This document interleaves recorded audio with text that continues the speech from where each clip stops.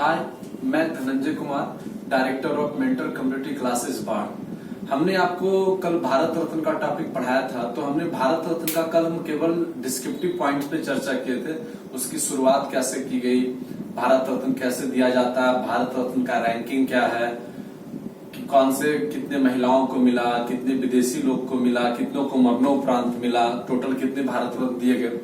अब हम लोग आज जो है भारत रत्न को 3 भागों में हमने बांटा है। फर्स्ट पार्ट आपको हमने कल पढ़ाया, सेकेंड पार्ट में हम वर्ष 1954 से लेके 1990 तक आएंगे कि 1990 तक में किन किन को मिला। फिर जब हम लोग पार्ट थर्ड यानी कल जब हम लोग फाइनल पार्ट बनाएंगे तो वहां पर हम लोग चर्चा करेंगे 1991 से लेकर आपका 2019 तक। ताकि देखिए, मेरा कहने का मतलब ये हुआ कि सिर्फ पढ़ाने से तो कोई फायदा है नहीं, और सिर्फ फॉर्मेलिटी करने से क्या फायदा। आप घर पे बैठे हैं, 20-25 मिनट्स का वीडियो जो होता है आप आसानी से उसको देख भी सकते हैं और लिख भी सकते हैं। ठीक है, तो हम लोग अब शुरुआत किया जाए। तो आइए हम लोग पढ़ाते हैं आपको भारत रत्न। पार्ट 2 में हमने कुछ पॉइंट लिख लिया था ताकि आप स्क्रीनशॉट ले लें। 1954 में 3 लोगों को भारत रत्न प्रदान किया गया। नंबर 1 सिराज गोपालाचारी। अब देखिए, सिराज गोपालाचारी जो थे, आप ये कह सकते हैं कि ये भारत के अंतिम गवर्नर जनरल थे। अब इनके बारे में थोड़ा सा पॉइंट आउट करेंगे हम लोग कि ये भारत के अंतिम गवर्नर जनरल, भारत के अंतिम गवर्नर जनरल, परंतु ध्यान रखा जाए स्वतंत्र भारत के प्रथम गवर्नर जनरल, स्वतंत्र भारत के प्रथम गवर्नर जनरल थे। कौन हमारे? तो वो थे हमारे सिराज गोपालाचारी। उसके बाद सिराज गोपालाचारी के बाद हम चर्चा कर रहे थे कि सिराज गोपालाचारी का, तो ये भारत के अंतिम गवर्नर जनरल थे, परंतु स्वतंत्र भारत के प्रथम गवर्नर जनरल थे। ठीक है, ऐसे तो लॉर्ड माउंटबेटन का नाम आता है, तो आप पढ़े ही होंगे, वहां पे चर्चा करना भी नहीं हमको भी। उतना ही नहीं, सिराज गोपालाचारी पॉलिटिशियंस भी थे, और आप ये समझ लीजिए कि इनका जो ओहदा था, कांग्रेस से रिलेटेड भी थे ये, इनका जो ओहदा था वो राष्ट्रपति के बराबर का ओहदा रखते थे पॉलिटिशियंस के रूप में। तो इस प्रकार सिराज गोपालाचारी। सर्वपल्ली राधाकृष्णन, तो सर्वपल्ली राधाकृष्णन के बारे में बताया जाए तो सर्वपल्ली राधाकृष्णन को लेकर थोड़ा सा तो सर्वपल्ली राधाकृष्णन, तो सर्वपल्ली राधाकृष्णन ये हमारे प्रथम उपराष्ट्रपति भी रहे, के साथ साथ दूसरे राष्ट्रपति भी। मतलब ये 2 बड़ा, एक तो फर्स्ट वाइस प्रेसिडेंट रहे और सेकेंड प्रेसिडेंट ऑफ इंडिया रहे सर्वपल्ली राधाकृष्णन। इतना ही नहीं, सर्वपल्ली राधाकृष्णन के बारे में हम लोग भी जानते हैं, आप भी जानते हैं कि हम लोग शिक्षक दिवस मनाते हैं 5 सितंबर। 5 सितंबर हम लोग सर्वपल्ली राधाकृष्णन के जन्मदिन के अवसर पर मनाते हैं। आपसे अगर क्वेश्चन ये पूछा जाए, हमने कल भी चर्चा किया था और फिर हम एक बार डिस्कस करते हैं कि आपसे अगर क्वेश्चन ये पूछा जाए कि अच्छा ये बताइए कि आखिर सर्वप्रथम किसे भारत रत्न मिला, तो सर यहां तो 3 नाम है, ऑप्शन तो नहीं दिया हुआ है। तो हमने कल भी बोला तो आज फिर हम आपको चर्चा करें कि आप टिक करेंगे सर सर्वपल्ली राधाकृष्णन।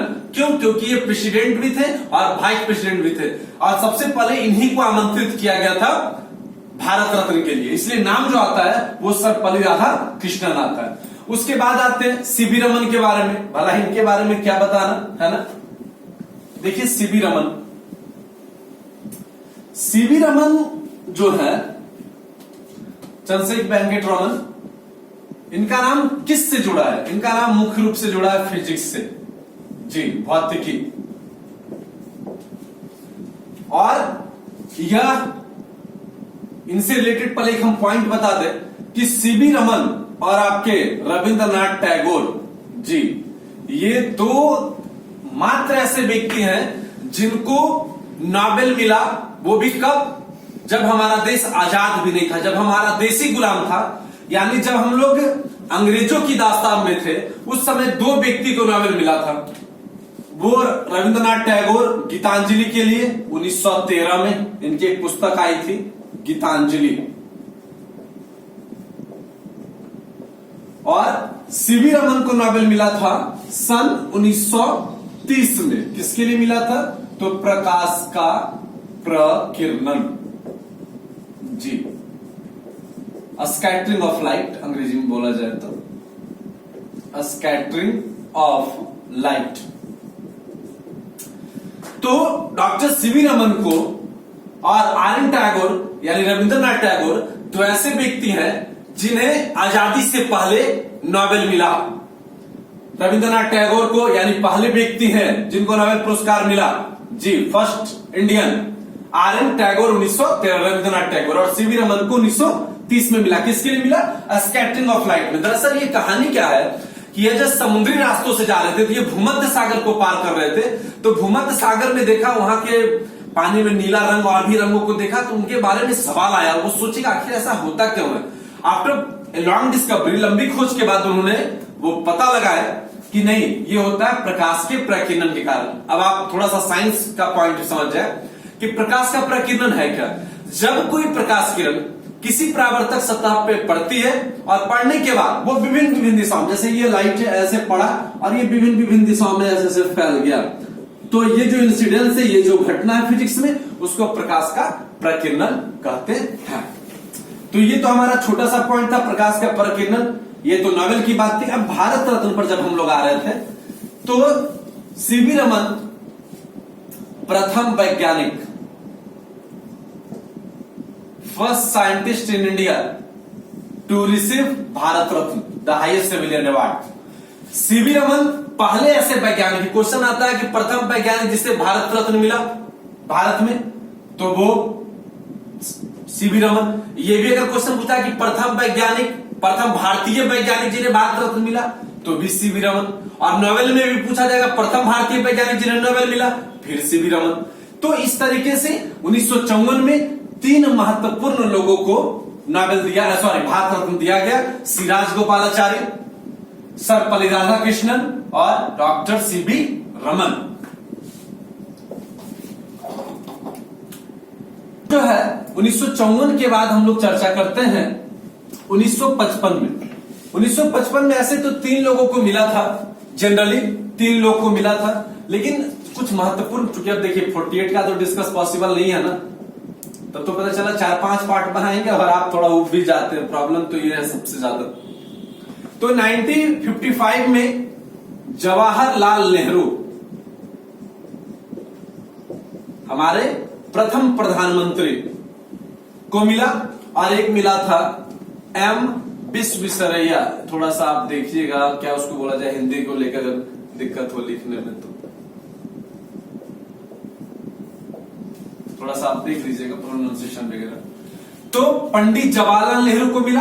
अच्छा, पंडित जवाहरलाल नेहरू को मिला, आप इनके बारे में इनको क्या बताना, हम तो प्रधानमंत्री टॉपिक में पूरा डिस्कस किए कि वर्ष 1947 से लेकर 1964 तक इनका प्रधानमंत्री शासन रहा। 1947 से 1964 तक लगभग 17 साल रहे इनका रिकॉर्ड, कि एकमात्र प्रधानमंत्री जिन्होंने 17 बार लाल किला के प्राचीर से तिरंगा फहराने का रिकॉर्ड है। और दूसरा रिकॉर्ड इनकी बेटी का है, माननीय इंदिरा गांधी जी का है, 16 बार का। तो पंडित जवाहरलाल नेहरू, दूसरा चीज इनके बारे में, इनको चाचा नेहरू के नाम से भी जाना जाता था। इन्हें बच्चों से काफी प्यार था, इस कारण इनके जो जन्म दिवस है 14 नवंबर, इस दिन क्या मनाया जाता है जी? बाल दिवस। हम देखिए, हम आपको याद करवाने का प्रयास इसलिए कर रहे हैं कि आप याद रखें, क्योंकि 48 का नाम याद रखना पॉसिबल नहीं है, लेकिन जब आपके पास पॉइंट आउट होगा तो आप समझ जाएंगे। अच्छा, 54 में इनको मिला, 55 में मुख्य नाम आया पंडित जवाहरलाल नेहरू। उसके बाद आए हमारे एम विश्वेश्वरैया। देखिए, इस नाम को लेकर लोगों के अंदर एक गलतफहमी है कि अरे भाई, इसका नाम तो नहीं जानते, इनको कैसे मिल गया भारत रत्न। तो देखिए, एम विश्वेश्वरैया के बारे में आप इतना ही जान लीजिए कि आज जो हम लोग इंजीनियर डे मनाते हैं भारत में, अभियंत्रण दिवस हिंदी में कहा जाए, जो हम लोग इंजीनियर्स डे मनाते हैं, सर इंजीनियर्स डे इनके ही उपलक्ष्य में मनाया जाता है। कितना तारीख को? तो 15 सितंबर। यानी आप कह सकते हैं ये 1900 के समय में, 90s के समय में ये इंजीनियर थे, जब हमारा देश गुलाम था। तो इनके समय में 15 सितंबर को इनके जो जन्म दिवस पे अवसर पे इंजीनियर्स डे, इंजीनियर्स दिवस मनाया जाता है। तो इस तरीके से 1955 में जवाहरलाल नेहरू और एम विश्वेश्वरैया।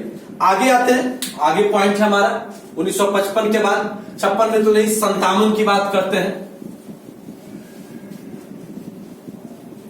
अब देखिए 1957 में एक व्यक्ति बहुत पॉपुलर हुए थे, मिला भी था उनको, वो नाम था गोविंद बल्लभ पंत। बिल्कुल आप जानते हैं, हिस्ट्री से रिलेटेड हर कोई बच्चा जानेगा, गोविंद बल्लभ पंत। देखिए गोविंद बल्लभ पंत ये भी एक बहुत बड़ा नाम थे साइमन कमीशन के रूप में। साइमन कमीशन के रूप में ये बहुत बड़ा नाम आए थे। वो गोविंद बल्लभ पंत कौन से थे ये बताते हैं हम आपको, कि गोविंद बल्लभ पंत जब हमारे प्रेसिडेंसी में चुनाव हुआ, जहां पे कांग्रेस को 6 सीट मिली थी, 8 प्रेसिडेंसी में चुनाव हुआ था यूपी में, उसमें यानी वर्ष 1937 में ये सर यूपी के हेड चुने गए थे, उत्तर प्रदेश के मुखिया जिसको बोला जाए। उस समय तो चूंकि मुख्यमंत्री जैसा तो पद था नहीं, लेकिन ये पद उसी के बराबर हुआ करता था, और गोविंद बल्लभ पंत चुने गए। इतना ही नहीं, आजादी के बाद बहुत कम लोग इस फैक्ट को जानते हैं, उत्तर प्रदेश के पहले मुख्यमंत्री, उत्तर प्रदेश के पहले मुख्यमंत्री कौन थे? गोविंद बल्लभ पंत। इतना ही नहीं, इन्हें आधुनिक भारत का निर्माता भी कहा जाता है। इन्हें आधुनिक भारत का निर्माता भी कहा जाता है, और इनका संबंध साइमन कमीशन से था। वही साइमन कमीशन जो 1928 में आया, फिर नारा लगा, 27 में गठन हुआ साइमन कमीशन, जिसमें लाला लाजपत राय के साथ ये भी नेतृत्वकर्ता के रूप में थे, जिसमें लाला लाजपत राय ने बोला भी था कि मेरे सर पे लाठी की गई प्रहार अंग्रेज की कील, अंग्रेजों के ताबूत की कील साबित होगी। उनका बहुत बड़ा कथन था जो पॉपुलर रहा। तो इस प्रकार जो गोविंद बल्लभ पंत का जो कैरियर था वो ये था कि गोविंद बल्लभ पंत को 1957 में भारत रत्न मिला। 1937 में जब यूपी प्रेसिडेंसी का चुनाव हुआ, 8 में से 6 सीटें मिली, उस समय भी इनको वहां का मुखिया बनाया गया, जो कि बाद में उसको मुख्यमंत्री के नाम से जाना जाने लगा, क्योंकि उसमें हमारा देश आजाद नहीं था। आजादी के बाद उत्तर प्रदेश के पहले मुख्यमंत्री बनने का भी रिकॉर्ड इनके पास है, गोविंद बल्लभ पंत। और वर्तमान में हमारे अभी कौन है जी यूपी के मुख्यमंत्री? तो वो है आदित्यनाथ, योगी आदित्यनाथ। और आधुनिक भारत का निर्माता, और साथ ही साथ साइमन कमीशन में इनका भी एक महत्वपूर्ण योगदान रहा। अब हम लोग आगे आते हैं सन 1958। देखिए हम लोग चर्चा करते जाएंगे प्रत्येक ईस्वी का जब जब मिला है, और खास करके जो महत्वपूर्ण है उस पर हम लोग डिस्कस भी कर देंगे, ऐसा कुछ नहीं है। बाकी कोई प्रॉब्लम हो तो आप कमेंट बॉक्स में देंगे, जैसा भी। अब हम लोग चर्चा करते हैं सन 1958। देखिए कल भी हम इस पॉइंट पे चर्चा किए थे जी, आपको याद होगा एक नाम, घोंडो केशव कार्बे। क्या बताया थे कि नहीं? घोंडो केशव कार्बे। हमने जब आपको कल चर्चा किया था कि सबसे ज्यादा किसको मिला है, सबसे अधिक उम्र में, अर्थात कल चर्चा हुआ, आप वीडियो रिवर्स करके देखेंगे, 100 वर्ष की अवस्था में घोंडो केशव कार्बे को भारत रत्न मिला। और इनका जो संबंध था वो वेलफेयर ऑफ वुमेन था, महिलाओं से संबंधित इनका संबंध था, ठीक है, उनकी भलाई को लेकर। और घोंडो केशव कार्बे एकमात्र ऐसे व्यक्ति हैं भारतीय इतिहास में, एकमात्र ऐसे जीवित व्यक्ति जिनके जिंदा रहते हुए पोस्टल टिकट जारी किया गया।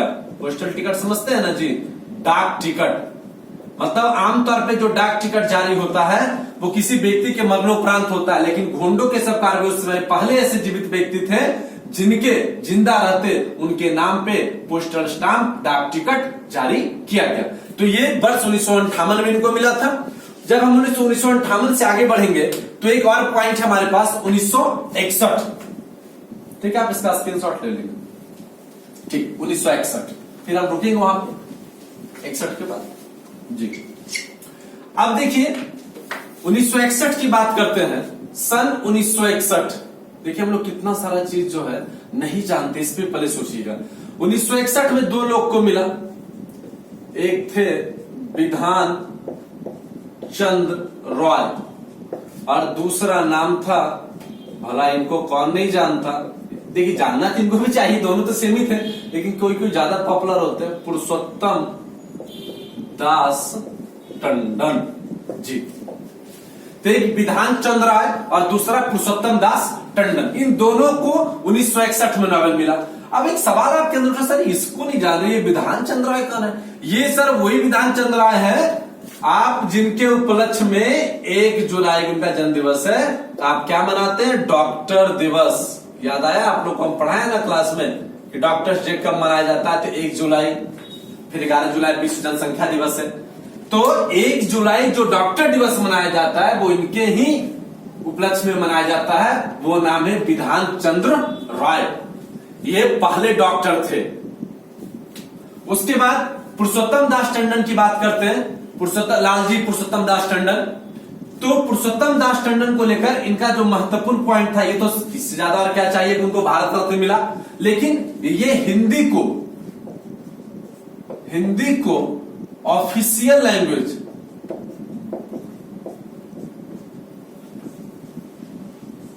जिसको क्या बोला जाए हिंदी में जी, शासकीय भाषा बनाने का पहला जो उद्देश्य था, मैंने पहला जो मेहनत किए थे वो व्यक्ति थे पुरुषोत्तम दास टंडन, जिन्होंने बोला कि नहीं, हिंदी जो है वो हमारा ऑफिशियल लैंग्वेज होना चाहिए, शासकीय भाषा होना चाहिए। और उसके लिए वो पहला आवाज उठाने वाले व्यक्ति का नाम था पुरुषोत्तम दास टंडन। 61 तक आए, जो महत्वपूर्ण विषय बिंदु था उस पर हम लोग चर्चा किए, ठीक है। अब जो है हम लोग बारी बारी से आते हैं।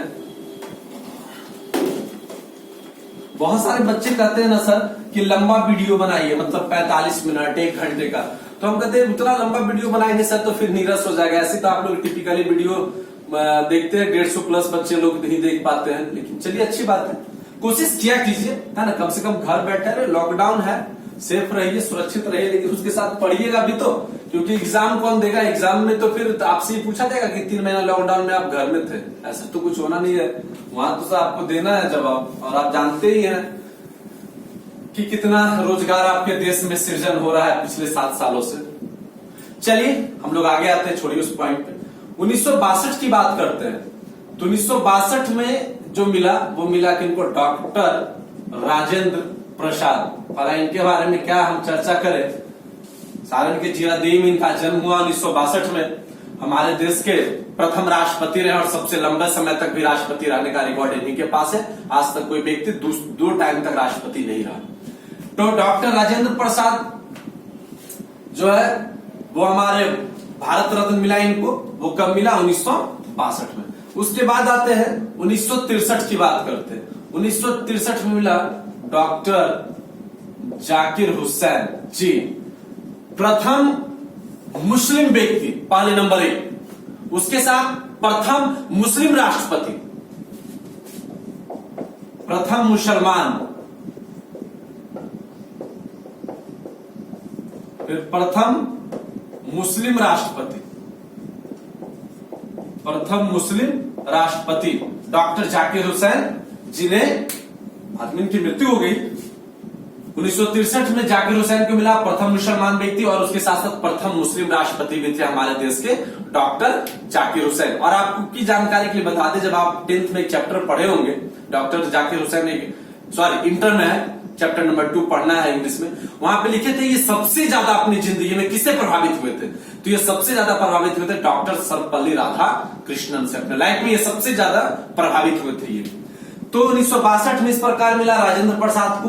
1963 की बात की है तो मिला जाकिर हुसैन, जो कि प्रथम मुसलमान भी थे और उसके साथ प्रथम मुस्लिम राष्ट्रपति भी थे। अब हम लोग आते हैं सर 66, बहुत इंपॉर्टेंट नाम, तो ये सब इंपॉर्टेंट है। अब राष्ट्रपति थे तो बताइए क्या इंपॉर्टेंट नहीं होगा? बिल्कुल होगा। 1966 हम कल भी चर्चा किए हैं, परसों भी चर्चा की है, प्रधानमंत्री में भी आए हैं। कौन? लाल बहादुर शास्त्री जी, लाल बहादुर शास्त्री। हमने बतलाया था कि 1966 में लाल बहादुर शास्त्री को मिला 11 जनवरी 1966 उनकी मृत्यु हो गई। और उनकी मृत्यु के बारे में भी हमने आपको बतलाया था कि वो दरअसल भारत पाकिस्तान के बीच लड़ाई था, ताशकंद समझौते के लिए वो रूस गए थे, और वहां ताशकंद वही उज्बेकिस्तान की राजधानी, वहां के एक होटल में रुके और उसी दौरान उनकी मृत्यु हो गई। कुछ लोगों का कहना था कि एक प्री प्लान मर्डर था, कुछ लोगों का कहना है कि हार्ट अटैक से मृत्यु हुई। लेकिन आरटीआई से भी जब मांगा गया, हमने पिछले क्लास में भी चर्चा किया कि जब राइट टू इंफॉर्मेशन से माना गया तो आरटीआई ने यह हवाला दिया कि नहीं, इसके बारे में खुलासा नहीं कर सकते क्योंकि इससे हमारे विदेशी संबंध खराब हो जाएंगे।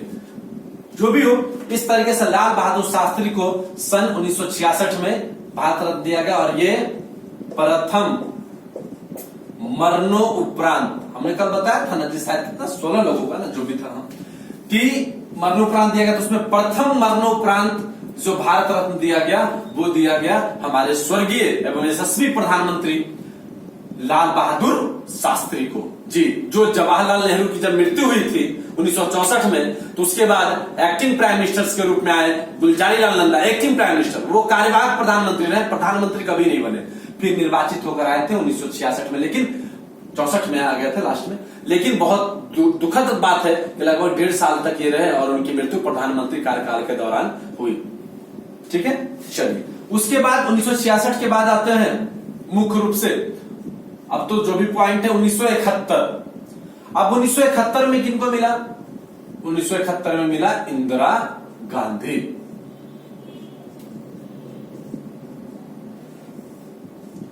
इंदिरा गांधी को मिला 1971 में। ऐसे हमने आपको इनके बारे में भी हमने डिस्कस किया था कि ये भी प्रधानमंत्री जो है ना वो काफी डिबेटेबल रहे, काफी इन पर भी वाद विवाद हमेशा रहा कि ये खुद प्रधानमंत्री थी और खुद अपने आप को नोबेल के लिए भारत रत्न के लिए नॉमिनेट किए, बहुत सारा आया। लेकिन जो भी हो 1971 में, और ये प्रथम भारतीय महिला भी बनी, उसके साथ साथ प्रथम प्रधानमंत्री महिला में, पुरुष नहीं महिला।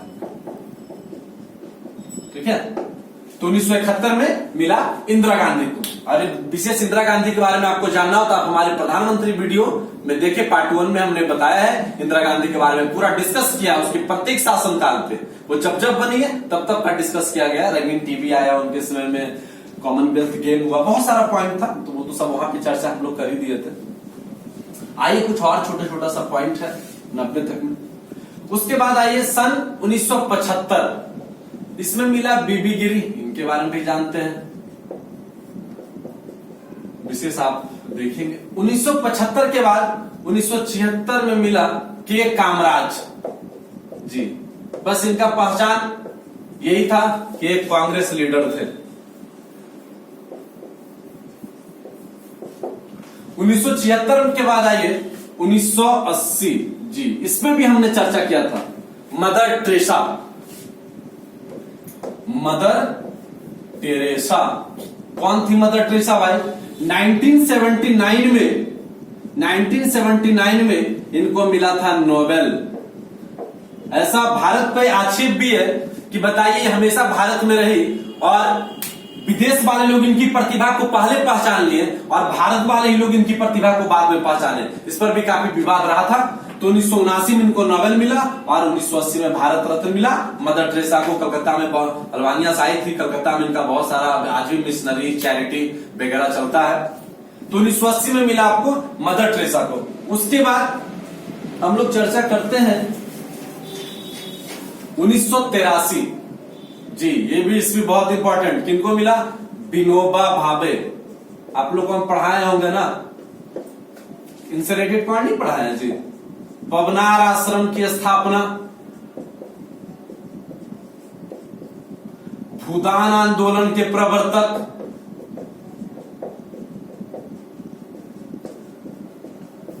ठीक है। तो विनोबा भावे के बारे में 1983 में इनको मिला और इनसे रिलेटेड क्या था? पवनार, बेलूर, आप जानते भी होंगे, नाम सुने होंगे, हम पढ़ाएंगे क्लास में, हम या अमित सर जो भी हो इनका भी क्लास में पढ़ोगे आप। तो 1983 की बात करते हैं तो वो विनोबा भावे क्यों मिला? पवनार आश्रम की स्थापना इन्होंने किया और भूदान आंदोलन के मेन प्रवर्तक भी माने जाते हैं विनोबा भावे। 83 के बाद चर्चा करते हैं, दो और है 87 और 90। तो जो 87 में मिला, ये 87 भी अपने आप में महत्वपूर्ण। 87 में किनको मिला था? फ्रंटियर गांधी। यहां पे भी हम पीछे देख लीजिएगा, चर्चा कर दिया फर्स्ट पार्ट में। खान अब्दुल गफ्फार खान, प्रथम विदेशी, और सर विदेशी तो नहीं थे, तो हमारे भाई ही। बंटवारा होने के बाद जो है वो पाकिस्तान के हिस्से में चले गए और इन्होंने कहा भी, इनको भारत सरकार से बहुत आज भी इनको नफरत है। उन्होंने बोला कि तुमने मुझे भूखे भेड़ियों के पास छोड़ डाला, ये खान अब्दुल गफ्फार खान ने कहा था।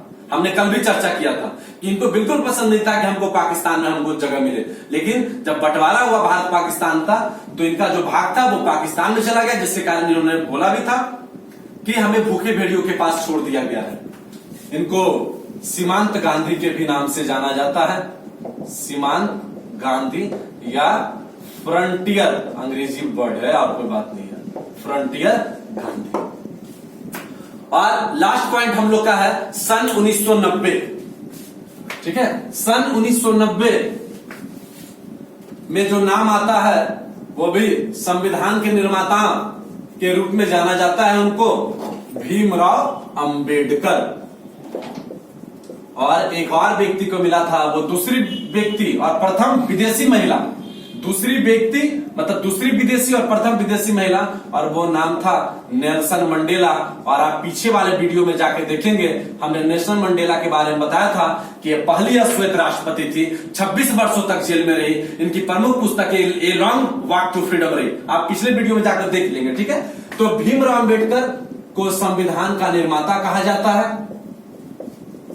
लेकिन बहुत सारे लोग जो है इनकी जो आरक्षण व्यवस्थाएं थी उसका काफी लोगों ने विरोध किया। बहुत सारे लोग ये भी क्वेट करते हैं, देखिए हम सिर्फ आपको पॉजिटिव और नेगेटिव दोनों बताते हैं, ये सिर्फ आपका है, आप किस चीज को फॉलो करेंगे, लेकिन एज ए टीचर होने के नाते मैं उनका दोनों फैक्ट की चर्चा करूंगा आपके सामने। तो भीमराव अंबेडकर, लोगों ने कहा कि पहले हम लोग हिंदू थे, बाद में हमें पता चला कि हम जनरल थे, हम ओबीसी थे, हम एससी थे और एसटी थे, और इनका देन भीमराव अंबेडकर का है, इसलिए लोग इनसे खफा भी होते हैं। लेकिन इसमें भी कहीं कोई दो राय नहीं है कि इन्होंने जो निम्न वर्ग वाले लोगों था उनको उच्च वर्ग के लोगों के सामने लाने का ही नहीं प्रयास किया, बल्कि कंधे से कंधे मिलाकर उन्हें बराबर लाकर खड़ा भी कर दिया। तो पॉजिटिव नेगेटिव हर व्यक्ति में होता है। और नेल्सन मंडेला की बात बोले, 26 वर्षों तक जेल में रहे, इनकी एक पुस्तक आई A long walk to freedom. उसके बाद ये दक्षिण अफ्रीका की पहली अश्वेत राष्ट्रपति, या आप कह सकते हैं काली राष्ट्रपति के रूप में इन्हें जाना जाता है। तो इस प्रकार हमारे पास भारत रत्न वीडियो था, और वो हम लोग 1990 तक आज चले हैं। जब हम लोग भारत रत्न पार्ट 3 में आएंगे तो हम लोग 2019 तक का चर्चा करेंगे, एकदम लास्ट तक। और जाते जाते मैं फिर से आपको ये कहना चाहूंगा, आपको वीडियो कैसा लगा, वीडियो से संबंधित सुझाव शिकायत जो भी है यूट्यूब के कमेंट लिंक में जाकर आप वहां पे अपना दे, और आपका सुझाव का तहे दिल से हम स्वागत करेंगे। Stay safe.